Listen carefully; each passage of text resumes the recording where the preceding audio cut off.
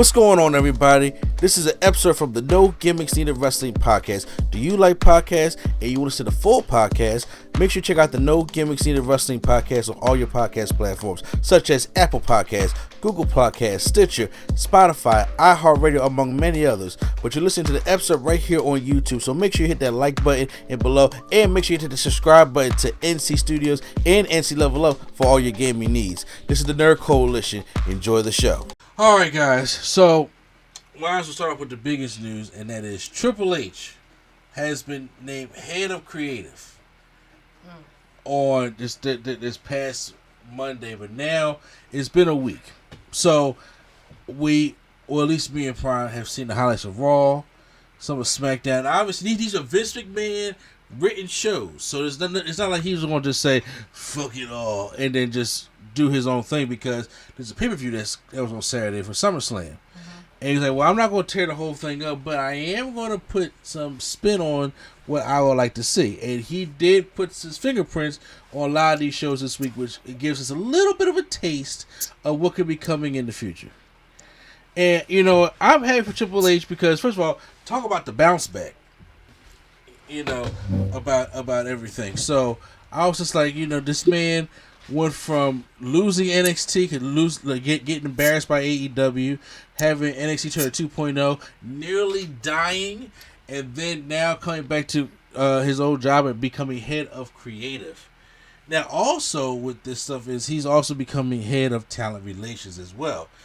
I don't know how long that's going to last, because, you know, it's weird to be a head of talent relations and the head of creative, because, you know, twins. Say what?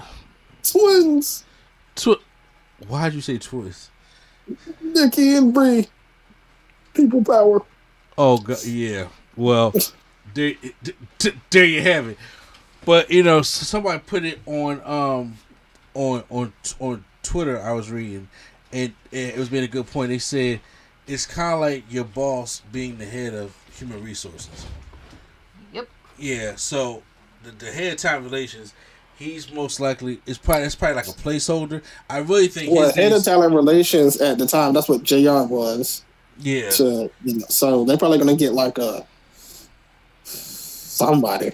and besides, with this man who does not have a pacemaker in his chest, who survived heart failure, it's going to be a lot for him to take on from talent relations and head of creative. So I really think that most of his job is going to be just head of creative, just like a place.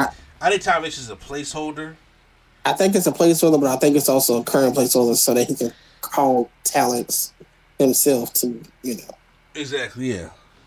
So, but this news comes, so yes, it was very apparent that, you know, Triple H has made his mark. SmackDown had a 30-minute opening match between Sheamus and Drew McIntyre in those qualification matches. It was a very, very good matchup. And I was just like, oh, opposed to just doing all the promos. And then, especially, if y'all didn't see it on SmackDown, SummerSlam had the fingerprints all over it. From him bringing back Bayley, Bayley returning him, bringing back Dakota Kai, and bringing up Io Shirai, who just wanted to always be on the main roster, who's now Io Sky at the moment. So you seen it in that, how the Ronda Rousey thing was handled, how Becky is handled. Well, now we have the Becky look like she's going towards the face turn, while Ronda's going into the heel turn. So maybe we can finally get that Becky Ronda match that we was promised 2 years ago, and can build that back up also. And there's other little things that we saw at SummerSlam. You know, could this be the end of the Street Profits, and how Montez Ford was snapping on Jared last night, partner. So those things could be a thing as well. Or you guys should see the way he was snapping on Jared.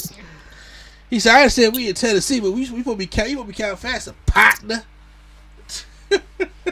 So, also seeing how that main event was booked, and I was like, that was a very creative way. Even on the commentary of how Michael Cole just seemed more free.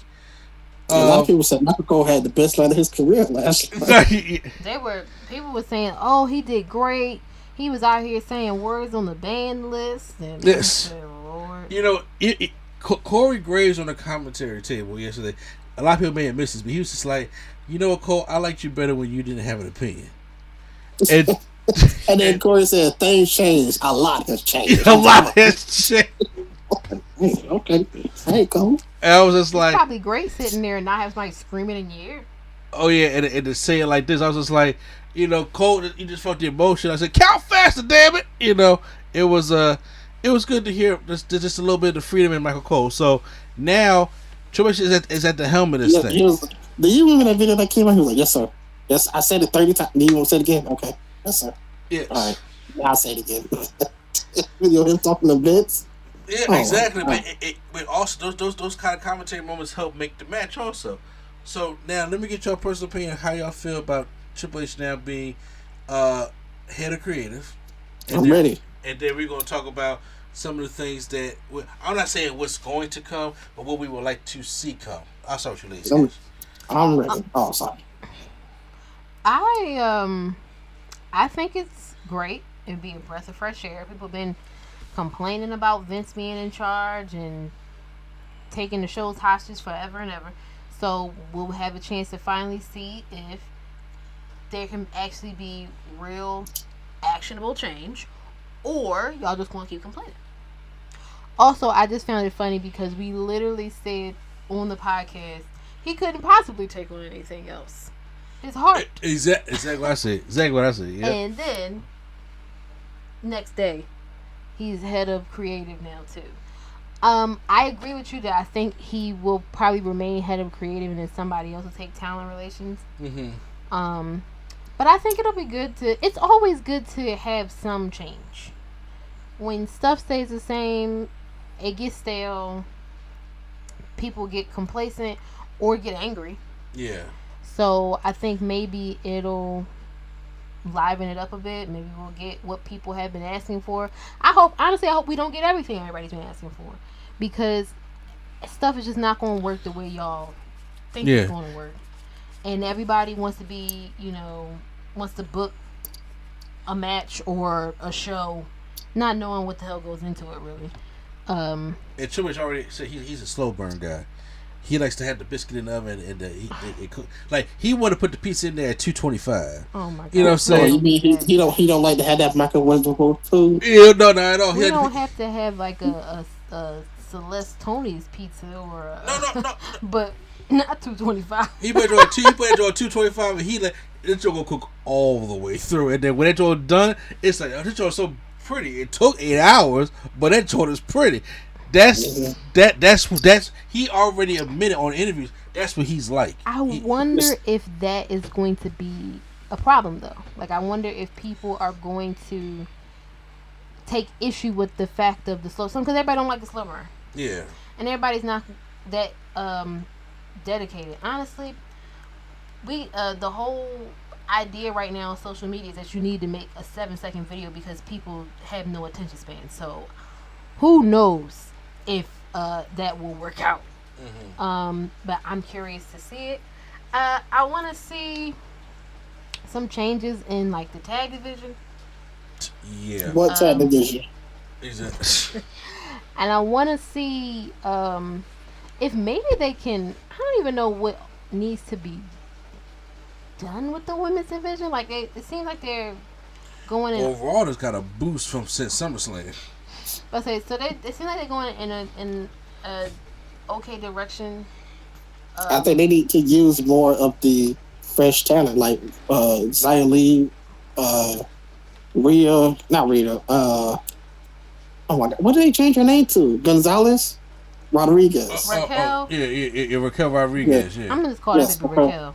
I don't know. It's like some of them people that need to start using more instead of just putting them in a random tag team but barely using them. Like, they need to start being cornerstones. Or also, I think you need to start bringing out more of these women's personalities. Yeah, like, give them something to work with. That I feel, because it's the same stuff over and over and over again, as far as like either they have nothing to do to even give them a chance to have personality. I don't know. I hope that we get a chance to see more strides in the women's division and an overhaul, I guess, of the tag division, because what the hell?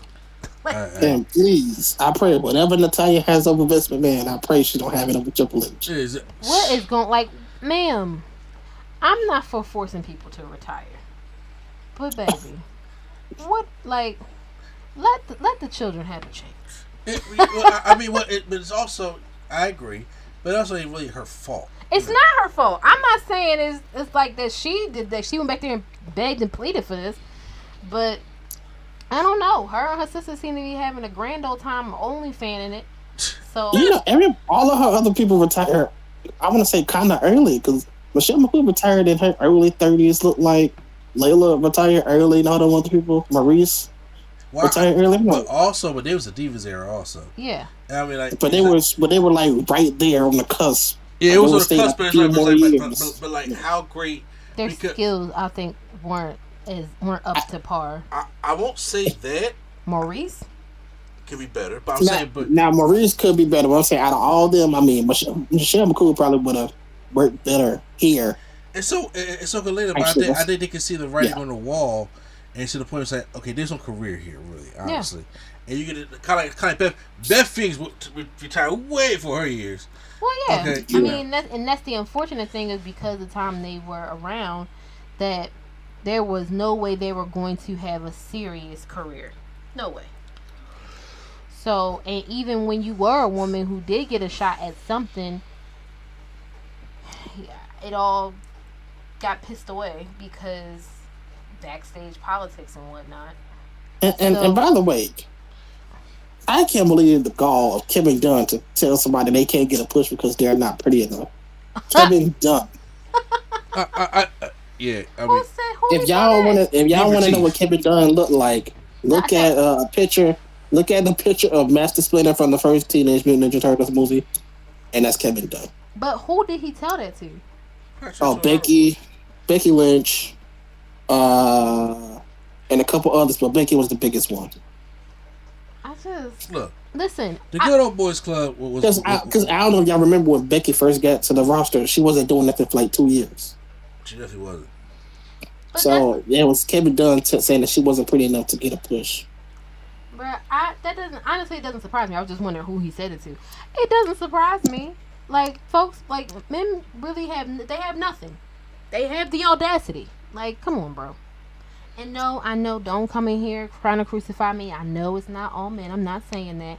But I have seen some mud ducks out here like, oh, but you ugly anyway. Sir, you look like a thumb. Stop it. You talking about Kevin Dunn, huh? Like, bro, y'all gotta chill out, and it don't have nothing to do with you. Just know where you at, okay? No. Keep it funky with yourself. If you know you ugly, don't be out here calling other people ugly. It really don't. How about you, Prime? Like, the news of Triple H getting the head of creative. What was it? When I asked Lady Sketcher how she felt I swear, every time you be talking, I look at my phone for 1 second and you talk. Stop look at your phone. I look at my phone for 1 second. I'm like, all right, she talking. I got time to check a message. And then, like, as soon as I'm done checking it, you be like, hello? I'm saying, your thoughts on taking over creative. Yeah, I'm happy. I'm ready to see what he'll do. Obviously, he's not going to turn this into NXT or nothing, but I feel like it'll be more different of a change that people will want rather than like the same old stuff they've been getting. So I think it'll be a drastic change as far as what we've been getting, but as far as drastically overall changing everything, I don't think we're going to do all that. Well, like I said, I honestly don't think we're going back to black and gold for NXT. I don't think we're going to 2 hours. We're doing the rumors, but I don't think it's going to go completely back to black and gold neither.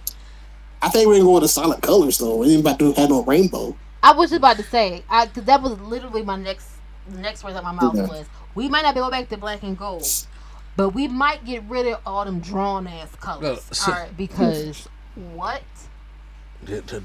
I think Triple H uses NXT to change that back to like a rock show or like a rock theme. Possibility, yeah. I do think that, like, the one thing I saw was it was rumored that he was going to start hiring experienced wrestlers and just getting them ready for the main roster, like NXT was originally meant to do. Yeah, like that right there, because there's been a lot of reports of injuries with it happening with these recruits, stuff like that. I'm like, it was kind of stupid to toss out saying we don't want no indie guys, we just want these college recruits, these athletes, and know nothing about the business. It's all right to have people who are experiencing the business to help teach the young. Yeah. Keep Young Bigelow, please. But here's the thing: other than you just want to watch her ass, you haven't. First of all, she's a good wrestler. She has a good kick. So Alicia Fox, but but the thing is, like, you haven't really watched any of the NXT 2.0 stuff, have you? I've only watched a few matches from NXT 2.0. Because to me, the NXT that I started watching was the black and gold, and that was kind of the thing that really got me back into watching wrestling, really. Like, when I started getting back into it, and I was like, oh, this is actually kind of alright. These people obviously need some polishing, but that's why they're here. Yeah, because if I see Gigi Dawn try to go through the ropes one more time, that those kind of things like that, I'm just like, if I'm Hunter, I'm building it. I'm building it with Carmelo Hayes and maybe Brown Baker. I'm definitely building. Carmelo Hayes got some experience. He just young. He's like my number one and my number two guy for NXT. Yeah, but like with those other ladies who need some help, need some polishing. Toxic Attraction, or when it comes to Cora Jade or somebody else like that needs some polishing, you can have those people who know, basically who know a little bit better. Like some Reds and people like that. Yeah. Or even help the people who ended up going back down there, like a Mandy Rose. She needed this run in NXT to rejuvenate her character, but she could use some mentoring and coaching from a more experienced wrestler, and then she passed down what she's got to to Toxic Attraction. But I mean, I think that it was just such a I think that was more reactionary than anything, where it was just like, oh, we've got Triple H out, so now he's got to kick over everything he did, instead of really looking into, was this the best course of action kind of thing? Yes. I agree with that also. There is a scary possibility that this could not be good. You know what I'm saying? Yeah. We just say don't know because, it ain't like Vince just turned to celluloid dust and just went away. You know what I'm saying? Come on, man. What's the celluloid dust? Vince McMahon is still probably home sitting there counting the tiles on his walls and is getting bored. Oh, I'm sure. And I'm pretty sure he sitting there watching and will text Steph or text about this, hey, I don't like this. You know what I'm saying? Like, change it, or y'all need to do it like this. Like, he's going to be in their ear. This is the thing that I'm wondering. I know they're going to have to do a sweeping firing or, layoff, whatever you want to call it, because you can't convince me that he's not going to have a mole. Somebody in there, if they don't get rid of everybody. He got moles right now. He's got to get rid of them. Like Bruce Pritchard, he ain't fired yet. He dead man walking. I don't know why. I hope he getting his resume together. And Kevin Dunn, dead man walking. I'm saying so. And Stephanie, the people say we work with, like they're working on. Obviously, they just got these jobs, so obviously they're going to get the Vince people out the way and bring in their people. I understand that, but I know they probably gotta. It's probably a way they gotta finesse it so that it doesn't cause, so they don't get bitter and try and sue. Because I'm willing to bet all the backstage people are not independent contractors; they are employees. So I don't know the employment laws. It's been told since Bruce Pritchard been fired. But I don't know. I feel like you can be fired. It's Vince at the helm though. You're not gonna do anything. Them two at the helm. Or them three, rather. I could see them trying to stir up some mess. Just for the sake of being. For right now, people in creative or people people that work at NXT right now, they coming out like Dr. Fauci did with Trump law, and he was all smiling, took the glasses off and everything, like whoo, all right. So I feel stress free right now. That's what I think is going on in the back. Because right now, there's so many stories about how the creative process, how the creative team had different stories and different ideas that Vince has ripped up and didn't want, because you're trying to do for an audience of one. Yeah. Where I think George had hosted a meeting, said that he wants this work environment to be fun. He wants to have open lines of transparency amongst him and the wrestlers, obviously. And I think that's one thing that I feel as though that even he's a slow burn type of guy. When you let people do the be in their personalities, right now, when it comes to the slow burn, it ain't like that's the only thing you're waiting for. Yeah. Now there's other things around you that keep you occupied until that pays off. Mm-hmm. And I'm not saying, that's what the whole thing was. Like, WrestleMania is supposed to be the payoff pay-per-view. Yeah. At least for the most part. Like, there are certain things that's supposed to be more of a payoff thing, which leads me to my next thing. Like, what are some of the things? Obviously, all things are not going to be changing, and obviously, it's just wishful thinking. But what are some things that, as a wrestling fan, that all of us are on here, that you want to see change? Maybe dim the lights. Yeah, me personally, I'll say some of mine. Number one, I would love if he got rid of the gimmick pay-per-views. Oh yeah, I hate them. I was going to say cut down some of them pay-per-views. No, he didn't cut them down. That's really what I'm saying. But it's such as, I don't want Elimination Chamber anymore. I don't want Hell in a Cell anymore. I don't want TLC anymore. I don't want any of those kind of pay-per-views to the point where we are held hostage to that date to see that. But they already announced day one again. Well, day one didn't bother me. I'm just saying, but I'm saying I don't know how, like, over time it's gonna be or whatever. But. Or Extreme Rules. Now, here's the thing, though. Once again, it's going to take time. It's not like right now you can change the whole schedule. Real quick. What would you bring back? Me? Yeah. I like Bad Blood. I like Judgment Day. I like Vengeance. I like Armageddon. Now, I'm shocked that they haven't done a Cyber Sunday, especially in this climate. That's so easy. The easy thing to do, like a Cyber Sunday. An interactive style pay-per-view. Like, why hasn't that stuff come back? Or even for NXT do Taboo Tuesday, because they on Tuesdays. Or even if, like, Triple H has said that for years, he wanted to bring War Games to the main roster. Vince said no. So in place of War Games, they gave him Elimination Chamber. Elimination Chamber was a great match. I mean, as a whole pay-per-view? Oh, no, I'm saying, but as the match. As Survivor Series. Me personally, I'm just like, I think that will bring Survivor Series back to prominence. Make it Raw versus SmackDown War Games. And then have the winner of either get the more draft picks, get the more spots in the Royal Rumble, get the 30 or something. Wait, what you say? Get number 30 or something. Yeah. Something so they just like we're fighting for bragging rights. But I think the whole 5 for 5 Survivor Series thing is tired right now. Especially when they don't even do it or book it right. Because who wants to watch a 5 for 5 elimination tag match when there's nothing on the line? The best Survivor Series matches is when they had something on the line. 2003 was the one that comes to my mind first. Remember Team Austin versus Team Bischoff Prime? Yep. Where Randy took one of the best stunner cells ever. Or Team Alliance versus Team WWF for 2001. Those kind of things, or the first Raw versus SmackDown in 2005. Like, those are the kind of things I look for when something's on the line.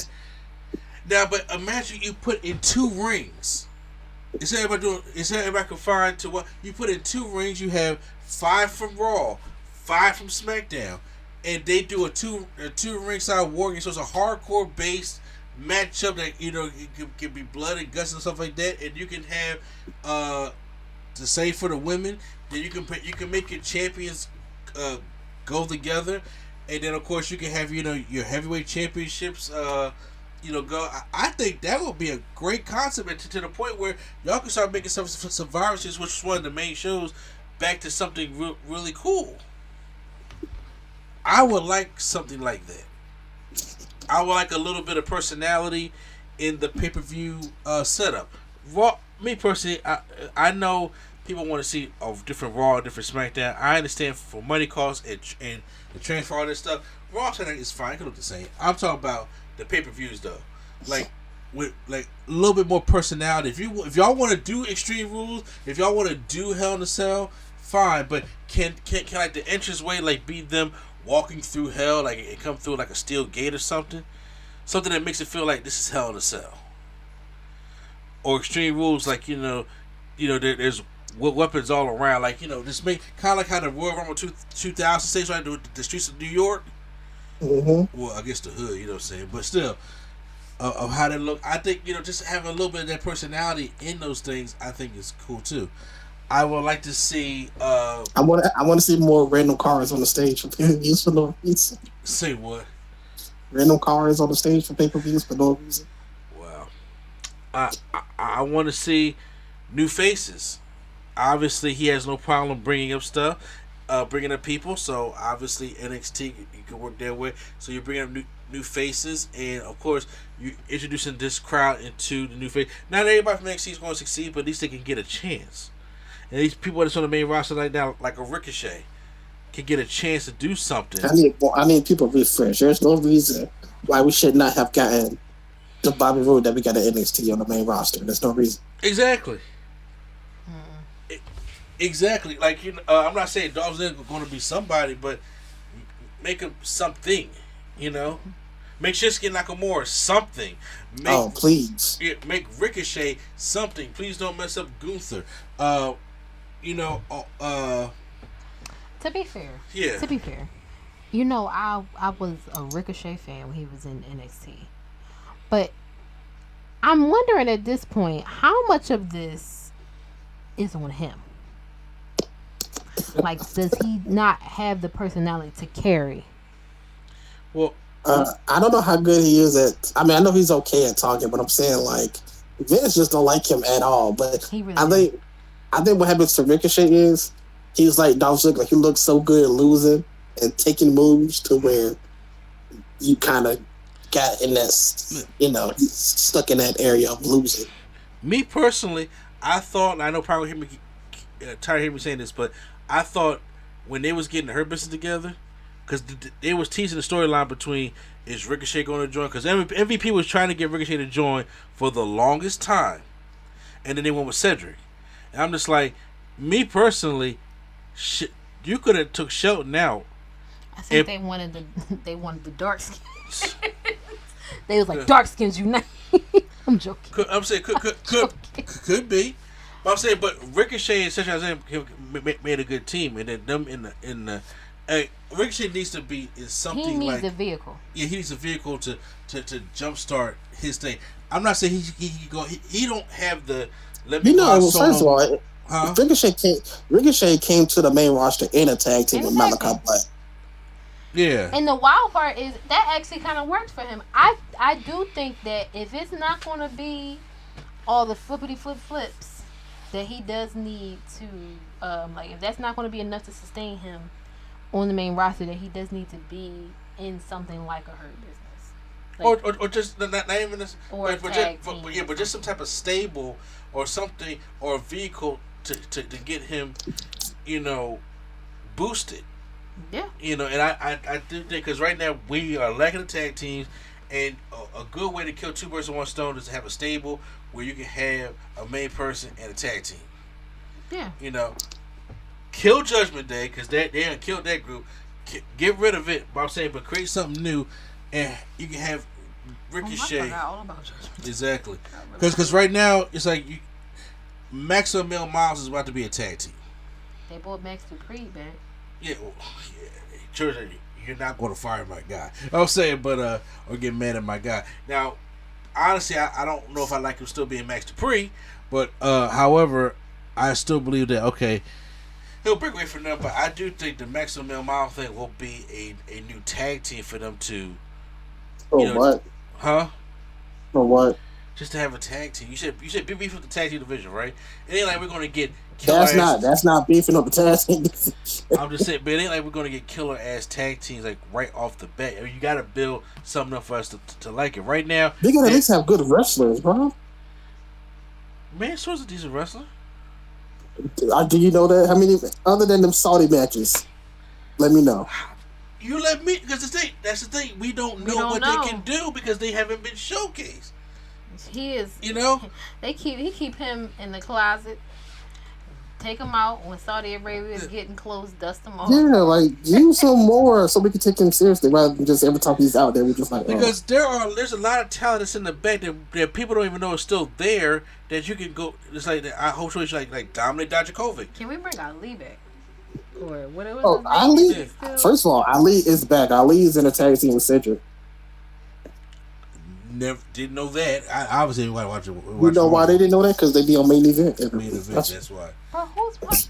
Exactly. No, I watch main event. But I'm saying, but with him at the helm, it's just like okay, let's slow bake that. Like I said, Triple H got a oven full of shit that ain't gonna be done until like next month. But you still got. Did y'all see? Go ahead. I was gonna say, did y'all see the Key and Peele meme with Triple H and the NXT people? Yes.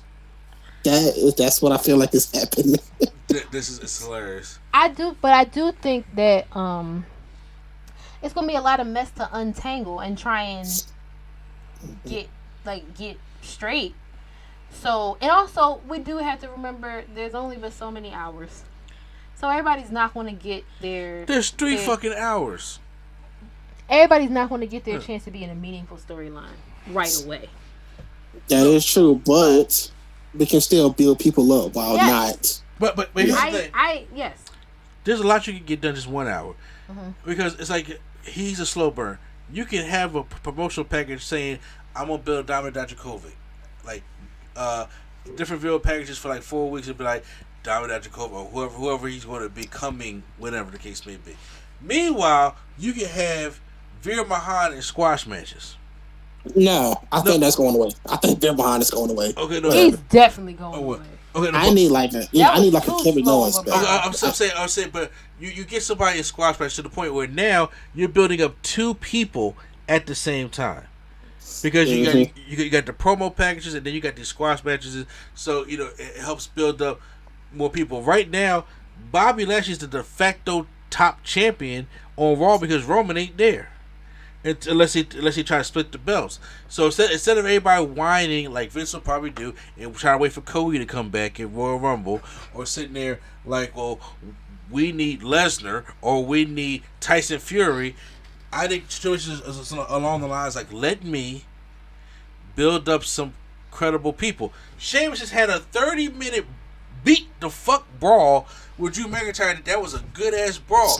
Oh my God! Can we change back Pete Dunne, please? Please. I'm saying, but still, with that being said, nah, I don't need no slur burn for that. Nah, just have him be gone 1 week and come back as Pete Dunne. No, don't you look like Butch? Nah, I don't know what you're talking about. Yeah, don't you look like Butch? I don't. Yeah, just have him come back the next week like, yo, I'm Austin Theory. Yeah.